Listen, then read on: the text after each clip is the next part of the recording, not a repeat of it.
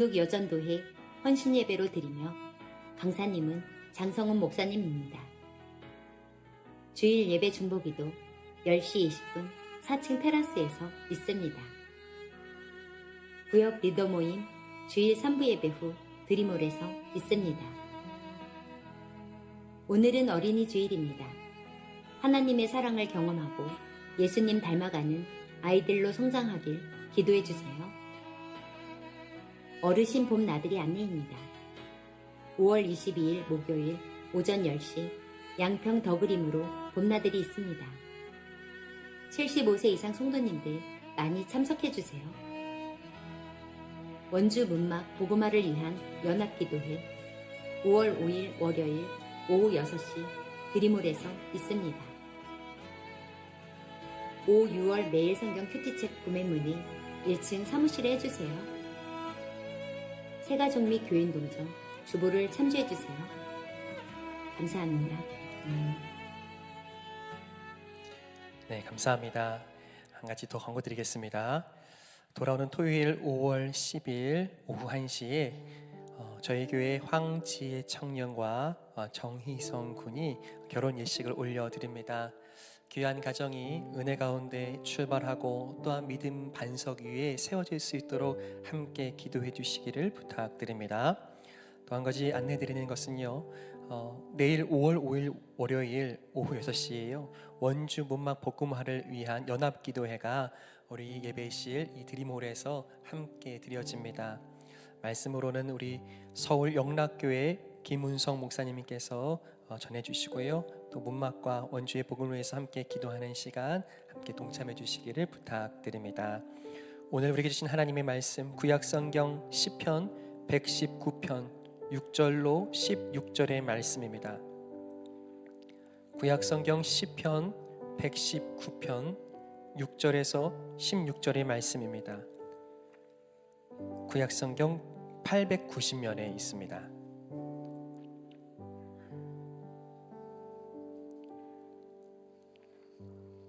교독하실 때 제가 먼저 읽겠습니다. 내가 주의 모든 계명에 주의할 때에는 부끄럽지 아니하리이다. 내가 주의 의로운 판단을 배울 때에는 정직한 마음으로 주께 감사하리이다. 내가 주의 율례들을 지키오리니 나를 아주 버리지 마옵소서. 청년이 무엇으로 그의 행실을 깨끗하게 하리이까? 주의 말씀만 지킬 따름이니이다. 내가 전심으로 주를 찾았사오니 주의 계명에서 떠나지 말게 하소서. 내가 주께 범죄하지 아니하려 하여 주의 말씀을 내 마음에 두었나이다. 찬송을 받으실 주 여호와여, 주의 율례들을 내게 가르치소서. 주의 입의 모든 규례들을 나의 입술로 선포하였으며 내가 모든 재물을 즐거워함 같이 주의 증거들을 도를 즐거워하였나이다. 내가 주의 법도들을 작은 소리로 읊조리며 주의 길들에 주의하며 함께 읽습니다. 주의 율례들을 즐거워하며 주의 말씀을 잊지 아니하리이다. 아멘. 사랑하는 성도 여러분, 성령 충만하십시오. 또한 가정의 달 이 5월에 하나님 주시는 귀한 은혜와 축복이 여러분들의 가정마다 뿌리 내리고 은혜를 경험하며 아름답게 사랑으로 결실할 수 있기를 축복합니다. 오늘 함께 읽은 이 시편 119편은 성경에서 가장 긴 절을 가지고 있는 성경입니다. 하나님의 말씀을 사모하며 그 말씀의 깊이를 기쁨으로 여기겠습니다. 그 말씀을 내 삶의 기준 삼고 따라가며 그 말씀을 향하여 걷겠습니다라고 그 말씀을 사모한다고 고백한 그 마음의 고백이 노래가 되어서요 장장 176절에 이르도록 함께 그 말씀의 소중함과 깊이를 찬양하고 있는 것이 오늘의 이 119편이 표현하고 있는 바이며 그것이 시이고 노래가 된 것입니다. 오늘 함께 읽은 6절부터 16절의 말씀 속에서요 저는 여러분과 함께 세 단어를 중심으로 하여서 이 시인이 하나님의 말씀을 어떻게 사모하는지 사랑하는지 그 말씀에 품고자 하는지 그 말씀을 마음을 함께 닮아보고자 합니다. 그중 첫 번째 단어가요 6절과 7절에 기록되어 있는데요 한번 6절과 7절을 함께 읽겠습니다. 시작. 내가 주의 모든 계명에 주의할 때에는 부끄럽지 아니하리이다. 내가 주의 의로운 판단을 배울 때에는 정직한 마음으로 주께 감사하리이다. 아멘. 첫 번째, 이 말씀 속에서 우리가 주목해야 하는 단어, 한 가지 감정이 있다면 바로 이것입니다. 저를 한번 따라 하실까요? 부끄러움. 어떤 감정이요? 부끄러움입니다. 여러분들은 자주 부끄러워하시는 편입니까? 아니면 나는 잘 부끄러움을 모르고 사는 편입니까? 어렸을 때는 많이 부끄러워했는데 살면서 조금씩 소위 두꺼워지는 것들이 있습니다. 그렇죠? 그래서 부끄러움을 잘 알지 못하는 시기를 살아갈 수 있어요. 그런데 우리가 잘 알다시피 이 부끄러움은 아주 일상적이고 평범한 감정입니다. 때로는 감추고 싶지만 그 부끄러움이 내 마음에 가득해서 얼굴이 한껏 붉어지는 것을 통해서 또한 부끄러움이 표시되기도 합니다. 그런데 또한 우리가 생각해야 하는 것은요, 이 부끄러움에는요 힘이 있습니다. 이 부끄러움은요 우리가 다른 선택, 곧 올바른 결정과 선택을 할 수 있도록 돕는 힘이 이 아주 작고 일반적이게 보이는 부끄러움에 있다는 뜻입니다. 곧 내가 부끄럽지 않기 위해서 정직을 선택하기도 하고 내 사랑하는 가족과 자녀들에게 부끄럽지 않는 삶을 보여주기 위해서 때로는 내가 걷기 힘든 길도 선택하여 걷습니다.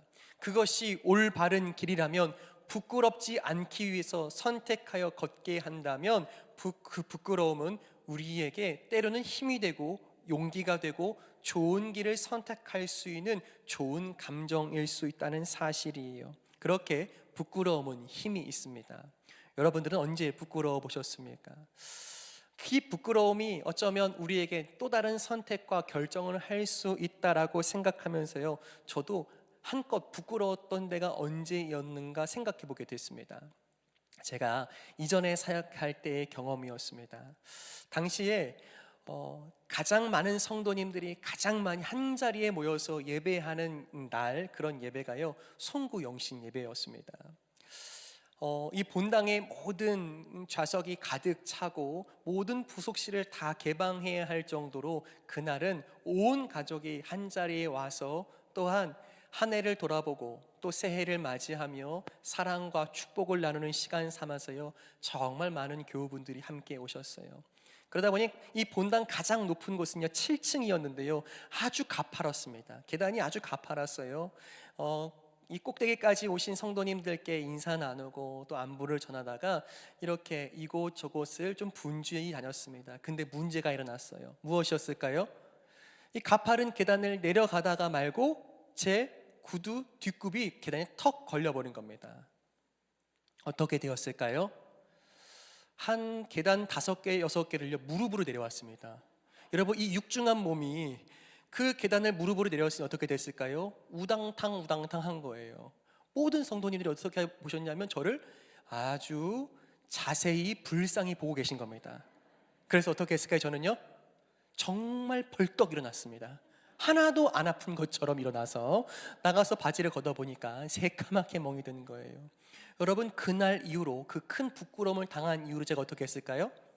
그 자리에서 항상 주의하여 조심히 내려갔습니다. 그리고요 어쩌면 이전에 없었던 그 조심성이 제 안에 슬며시 들어오게 된 겁니다. 다시 말해보면 크던 작던 그 부끄러움은 우리의 삶을 바꾼다는 사실이에요.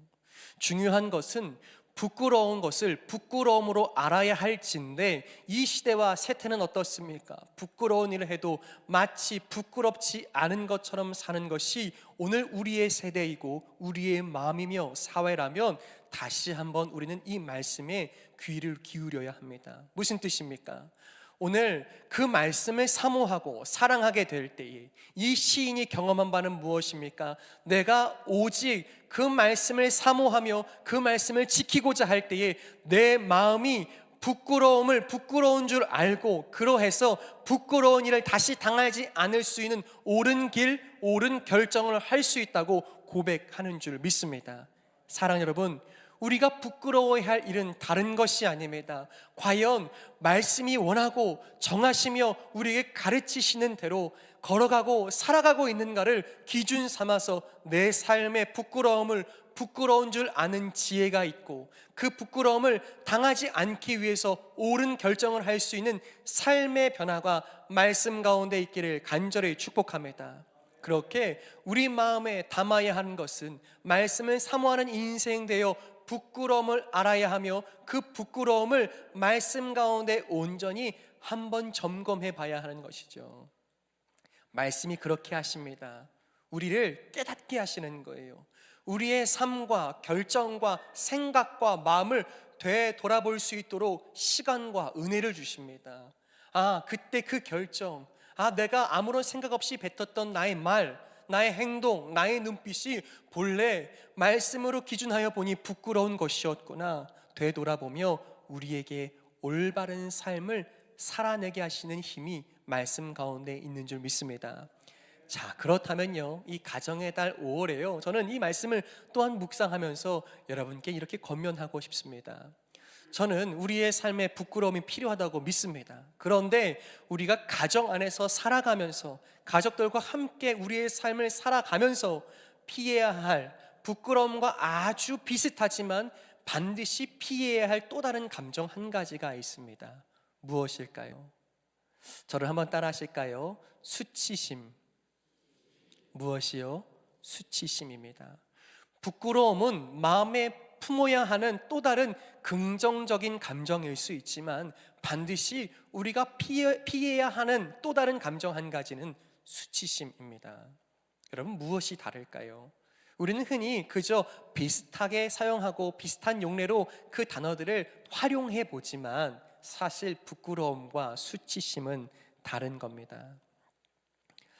수치심은 그저 내 스스로 깨닫는 느낌, 감정이 아니라 누군가의 지적과 감추어졌으면 하는 상황이 누군가의 의도적인 손길과 말과 언행 때문에 들추어졌을 때 갖게 되는 감정인 거예요. 조금 더 설명해 보면, 부끄러움은 스스로 느끼는 내면의 감정이라면, 수치는 무엇입니까? 수치는 다른 누군가 마음에 상흔을 남기는 파괴적인 감정입니다. 다시 한번요, 수치심은 어떻게 한다고요? 내가 의도적으로 그 부끄러움을 막 들추어내고, 무엇을 잘못했는지 내가 다 보여줄 거야 라고 말하면서 의도적으로 그 부끄러움을 강요하게 될 때는요, 수치스럽게 여겨지는 거예요. 그러니 어떻게 됩니까? 분명히 좋은 일이라고 시작한 그 수치심을 주어 고치겠다고 하는 일에 상처만 남는 겁니다. 마음에 깊은 상흔이 남는 겁니다. 여러분, 언제 그렇게 할까요? 우리는 주로 누구에게 내가 이 나쁜 버릇을 고쳐주겠어 라고 하면서 그 부끄러운 것들을 막 이야기하기 시작하죠. 대표적으로는 부부 사이에, 그죠? 뭔가 남편이 잘못을 했어요. 그러면 아내 되신 우리 성도님은 어떻게 하십니까? 항상 사랑과 인자하심으로 덮어주고, 그럴 수 있지, 그럴 수 있지, 사랑으로 말씀으로 기다려주리라 하십니까? 아니면 내가 이 나쁜 버릇을 내가 다시는 이러지 않도록 내가 고쳐주겠어 라고 하시면서 요목조목 잘 드러내 주십니까? 그냥 웃습니다. 여러분, 부부관계에 지켜져야 할 귀한 관계, 마음이 여기에 있습니다. 실수할 수 있죠. 또 때로는 그것이 잘못인지 이 상대도 나도 압니다. 그런데요, 그 나쁜 버릇을 고치겠다고 그 부끄러운 모든 것들을 다 들추기 시작할 때, 그것은 긍정적인 변화를 일으키는 부끄러움에 그치지 않고 마음의 상처와 관계의 파괴로 이어지는 수치심이 된다는 사실입니다. 여러분, 그런 수치를 주는 언행, 말과 눈빛과 대화가 그쳐지기를 예수님의 이름으로 축복합니다. 그럼 어떻게 될까요? 기다려주고 덮어주고 싸매줘야 할 줄 믿습니다. 뿐만이 아니라 이러한 일들은요, 우리의 자녀 양육에서도 동일하게 드러납니다. 옳은 것을 가르쳐 주겠다고, 그 버릇이 이제 3살 버릇이 어딘까지 가면 안 된다고 생각하면서 나쁜 버릇을 고치리라 하시면서 그 자녀들의 모든 부끄러움을 낱낱이 드러내기 시작한다면 죄송하지만 거기서는 온전히 배울 수가 없습니다. 그저 스스로 깨닫고 이것이 부끄러운 일이었구나, 그런데 참아주고 기다려주셨던 부모님과 선생님과 어른들의 용납이 있었구나라고 깨닫게 될 때 그 부끄러움은 올바르게 작용하지만 수치심을 주어 고치리라 하고 나면 그 관계가 상처로 남는 겁니다. 여러분, 우리 가정 안에 수치심이 사라지길 축복합니다. 온전히 기다려주고 품어주며 그 말씀을 기준 삼아 살아가고 나아가는 걸음걸음을 통하여 수치심이 아닌 올바른 부끄러움이 우리의 삶을 다독이고 올바른 길로 걷게 하는 힘이 되실 수 있기를 예수님의 이름으로 축복합니다. 그렇게 첫 번째로 말씀을 사모하는 자가 마음에 품게 하는 것은 말씀이 하나님께서 우리를 가르쳐 주셔서 그 말씀을 따라 살아가지 못하는, 말씀에 전혀 다른 길로 살아가는 우리 마음의 부끄러움을 조용히 가르쳐 주십니다. 그리고 우리는 그것을 깨닫게 될 때에 하나님, 부끄러운 일이 아니라 온전한 길을 걷게 해주십시오, 말씀을 통하여 기도하게 되는 거예요. 그렇다면 그렇게 말씀을 사모하며 살아가는 존재는 어떤 사람들인가? 말씀을 사모하는 존재에 대해서 오늘 9절과 10절 이 두 번째 단어로 말씀하고 있습니다. 9절과 10절을 함께 읽겠습니다. 시작. 청년이 무엇으로 그의 행실을 깨끗하게 하리이까? 주의 말씀만 지킬 따름이니이다. 내가 전심으로 주를 찾았사오니 주의 계명에서 떠나지 말게 하소서. 아멘. 오늘 말씀 속에서요, 그렇게 말씀을 사모하며 지키기를 꿈꿔보는, 거기에 사활을 걸겠다고 말하는 존재가 있습니다. 누구라고 표현합니까? 저를 따라 하실까요? 두 번째 단어입니다. 청년입니다. 여러분, 한번 여러분께 여쭙겠습니다. 여러분 청년이십니까? 그렇지 않습니까? 그러면 청년은 누구입니까? 우리는 이미 청년의 때를 지났고 어쩌면 이제 장년으로, 때로는 노년으로 우리의 또 다른 인생의 시간과 계절들을 살아가는 것이 우리의 모습입니다. 그런데 기억하셔야 할 것은요, 오늘 이 시편 119편에서 말하는 청년은 단순히 혈기 넘치는 젊은이가 아닙니다.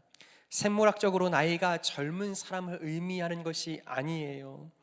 크고 작은 성장통을 느끼며 신앙적으로 여전히 성장 중에 있는 존재들, 삶의 방향을 말씀을 기준 삼아서 수정하고 보완하며 그것으로 배울 수 있는 사람들이 오늘 이 말씀 속에서 청년이라는 사실입니다.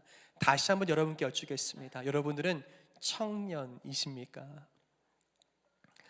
오늘 이 말씀 속에서 다시 한번 기억해야 할 것은요, 청년은 말씀드린 것처럼 혈기 넘치는 젊은이가 아니라 영적인 성장을 원하고 변화를 갈망하며 그것을 위해 순종하고자 몸부림치는 존재들이 청년 되는 줄 믿습니다.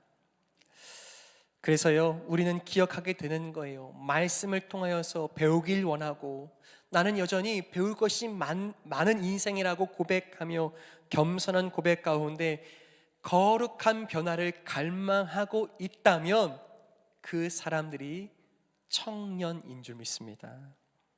그런데요, 그것과 전혀 다르게 나이가 어려도, 나이가 아직 젊어도 영적인 성장을 갈망하지도 않고 늘 그 자리에 멈추고 있다면 그는 나이가 어려도 영적 노인일 수밖에 없는 겁니다. 사랑 여러분, 우리는 영적 청년이 되어야 할 줄 믿습니다. 그래서요, 한번 이렇게 고백할까요? 성도는 주님 부르시는 날까지 말씀 안에서 자라가며 거룩한 변화를 꿈꾸는 영적 청년입니다. 믿으십니까? 여러분, 우리는요, 죽는 날까지, 마지막 호흡이 닿는 날까지 끝까지 배우고 자라갑니다. 우리의 힘으로는 할 수 없습니다. 선한 일, 좋은 일, 영적이고 거룩한 일을 선택하며 스스로 살아낼 힘이 없습니다. 그러니 말씀에서 배워야 하고 그 말씀에 순종하며 때로는 내 영혼의 성장통을 겪어내야만 하는 줄 믿습니다. 여러분, 성도에게 은퇴가 있습니까? 없습니까? 다시 하겠습니다, 여러분. 여러분, 성도에게 있어서 은퇴가 있습니까? 없습니까? 결코 없습니다. 우리는 마지막 그날까지 배우며 그리스도의 장성한 분량에 이르도록 자라가야 할 줄 믿습니다. 그러니 성도는 영적인 청년이며 오늘 말씀이 기록하신 대로 나는 말씀 속에서 배우고 말씀 속에서 자라가며 말씀 속에서 거룩한 변화를 꿈꾸는 나는 자라가는 인생이라고 주님 앞에 고백하게 될 때 말씀을 사모하는 인생, 말씀에 순종하고자 몸부림치는 인생, 그는 영적 청년이 맞는 줄 믿습니다. 그것이 확실합니다. 여러분께 묻죠. 여러분, 영적 청년으로 살고 계십니까? 그 말씀을 사모하는 심령들마다 2025년에 그 말씀을 붙들고 그래도 매일 주신 그 말씀을 내 마음 가운데 새기며 붙들며 순종하며 살아가 보리라 하고 했던 우리의 말씀 묵상이 오늘 하루를 우리가 영적 청년답게 살게 하는 줄 믿습니다. 여러분, 포기하지 마십시오. 주님이 우리를 부르십니다.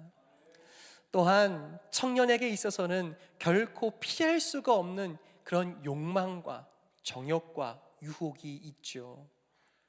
우리에게도 있습니다. 아마 그것은 죽는 날까지 사라지지 않을 겁니다.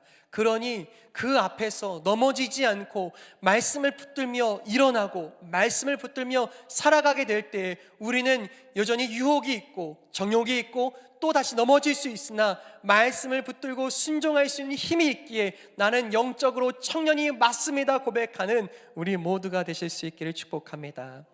다시 한번 기억해 볼까요? 여러분, 첫 번째로 말씀을 사모하는 자들에게 주시는 긍정적인 감정 무엇이었습니까? 부끄러움이었습니다. 두 번째, 그 말씀을 붙들고 힘써 살아가야 하는 사람들이 누구라고 이야기했습니까? 청년이라고 했습니다. 마지막 세 번째 단어가 있습니다. 그것은 무엇이겠습니까? 저를 한번 따라 하실까요? 보물입니다. 그것에 관한 말씀이요 11절과 12절에 있습니다. 한번 같이 읽겠습니다. 11절과 12절입니다. 시작. 내가 주께 범죄하지 아니하려 하여 주의 말씀을 내 마음에 두었나이다. 찬송을 받으실 주 여호와여 주의 율례들을 내게 가르치소서. 아멘. 11절의 말씀에 보면 이렇게 되어 있습니다. 주의 말씀을 내 마음에 두었나이다 라고 고백해요. 이것이 어떤 의미냐면 그저 무언가 내게 주셔서 그것을 내 삶의 마음에 잘 저장해 놨습니다, 잘 넣어 놨습니다 라는 뜻이 아닙니다. 내가 가진 것이 너무 귀한 겁니다. 너무 소중한 겁니다. 그래서 이것을 가장 귀한 곳, 내가 가장 소중히 여기는 곳, 내가 잘 볼 수밖에 없고 내가 가장 귀한 것을 그렇게 둘 수 있는 그 가장 좋은 것에 두었다고 고백하는 겁니다. 무슨 뜻이냐면 주의 말씀이 보물이란 뜻입니다. 여러분, 여러분들의 삶의 보물은 무엇입니까? 내가 다른 건 몰라도 이것만은 꼭 필요하다고 이야기하는 인생의 보물은 무엇입니까? 누군가에게는 그것이 건강일 수 있습니다. 평생 건강해야지 의미가 있지. 네, 맞죠. 누군가에게는 자녀들일 수 있습니다. 자녀들이 잘 되는 것이 내 인생이 잘 되는 것이고 그것이 내 인생의 기쁨이라고 말할 수 있다라고 이야기하면서 그 자녀를 보물 삼을 수도 있습니다. 누군가에게는요 경제력일 수도 있죠. 각각 서로 다른 보물을 그 마음에 끌어안고 그것을 내 마음 가장 귀한 곳에 둡니다. 그런데요, 오늘 말씀을 기록하고 있는 이 시편 저자가 이야기하고 있는 것은 이 말씀이 내게는 무엇과도 바꿀 수 없는 보물입니다. 이 말씀이 내 인생에는 가장 귀한 가치 있는 보배입니다 라고 고백하는 그 믿음이 우리의 고백되기를 예수님의 이름으로 축복합니다. 여러분, 여러분들에게 이 말씀, 이 성경은 어떤 책입니까? 여러분, 말씀을 가까이 하세요? 아니면 멀리 하세요? 이 말씀이 너무 소중해서, 너무 귀해서 잘 모시고 삽니다. 그래서 주일날 이렇게 돌아가셔서 다시 잘 올려놨다가 언제 펴봅니까? 어떻게 하셨어요? 그 다음 주일날 올 때 그대로 갖고 오는 겁니다. 여러분 귀하게 여기는 겁니까? 아닙니까? 여러분 축복합니다. 귀한 말씀은 어떻게 해야 할까요? 정말 귀하고 가치 있게 여기면 한 드라마의 제목처럼요. 저를 한번 따라하시죠. 보고 어떻게 해요? 또 보고. 어떻게 잘하시네요. 여러분 보고 또 보고 하는 거예요. 소중해서요. 그것을 볼 때마다 내 삶에 힘이 되고 위안이 되고 기쁨이 돼서 보고 또 보고 보고 또 다시 보고 돌아서 보고 힘이 빠질 때마다 또 보고 그렇게 그 말씀을 보물 삼아 살아갈 때에 우리의 삶의 영혼이 소생케 되는 은혜를 경험하게 될 줄 믿습니다. 여러분, 여러분의 인생의 보물이 그 보배가 말씀이 맞습니까? 오늘 이 시인이 기록한 대로요, 내 마음 가장 깊은 곳, 고이고이 간직할 수밖에 없는 가장 귀한 곳에 그 말씀을 보고 내가 그 말씀을 보고 또 보고 다시 보며 그 말씀이 내 삶의 기쁨과 소망이 되고 그 말씀이 내 인생의 보물이 되며 가장 가치 있는 것이라 고백하게 될 때에 우리의 삶이 회복되고 일어나며 은혜와 참된 기쁨을 누리게 될 줄 믿습니다. 오늘 그 말씀이 우리의 삶의 가장 귀한 보배입니다. 여러분 그것을 보고 또 보고 가장 귀한 것으로 여길 때에 우리는 무엇을 보게 됩니까?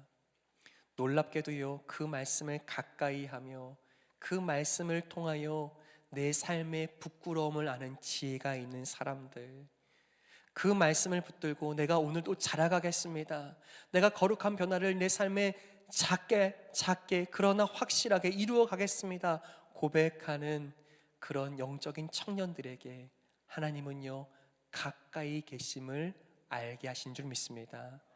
하나님은 저 하늘에 계시고 멀리 계시는 분이 아니라 언제나 나와 가까이 계시고 함께 하시며 나를 사랑하시는 하나님을 말씀 가운데 배우고 깨닫게 되는 줄 믿습니다.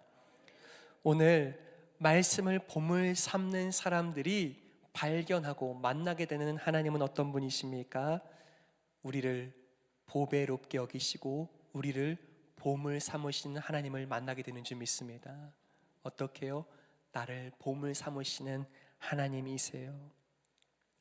말씀을 보물 삼아 그 말씀을 쫓아 순종하며 살아가게 될 때 그 하나님이 나를 얼마나 보배롭게 여기시는지, 그 하나님 마음 가장 귀하고 복된 곳에 우리를 두셨는지를 배우고 깨닫게 되는 줄 믿습니다. 하나님께서 우리를 그렇게 가르치세요. 스바냐 3장 17절에 우리를 보물 삼으시고 우리를 보배롭게 여기시는 하나님을 만납니다. 함께 읽겠습니다. 스바냐 3장 17절입니다. 시작. 너의 하나님 여호와가 너희 가운데에 계시니 그는 구원을 베푸실 전능자이시라.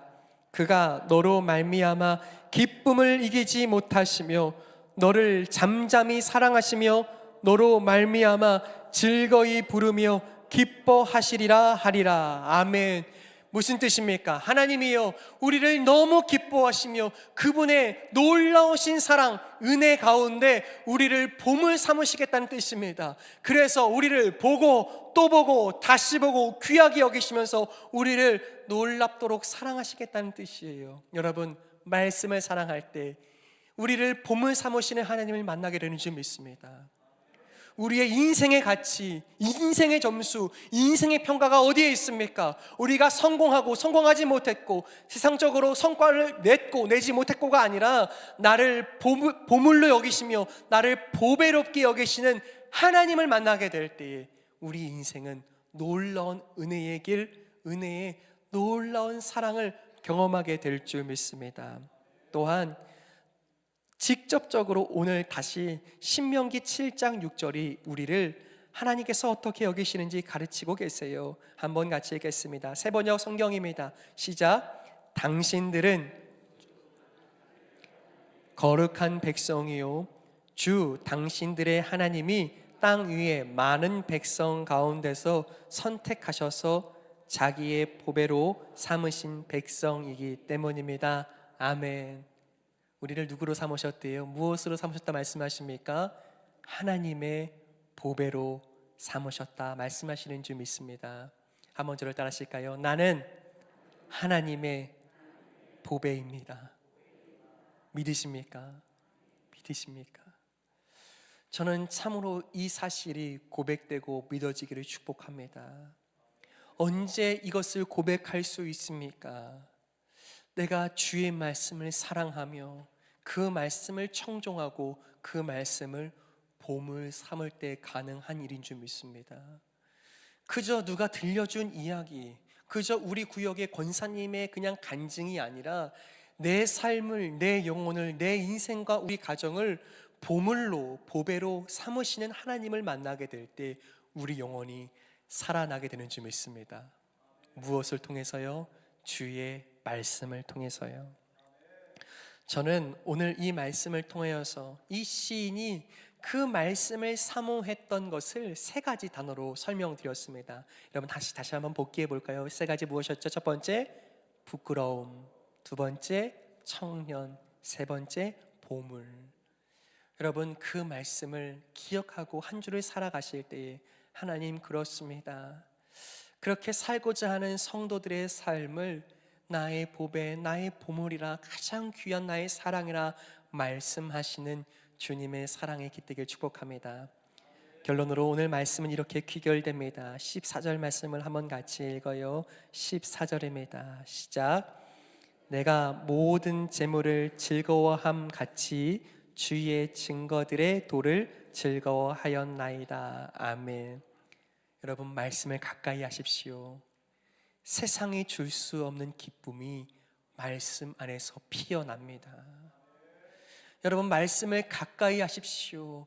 그 말씀 때로는 과연 무슨 의미인가, 어떤 뜻인가 다 헤아릴 길은 없는 것 같지만 그 말씀 속에서 하나님 나를 사랑하시는 줄 압니다.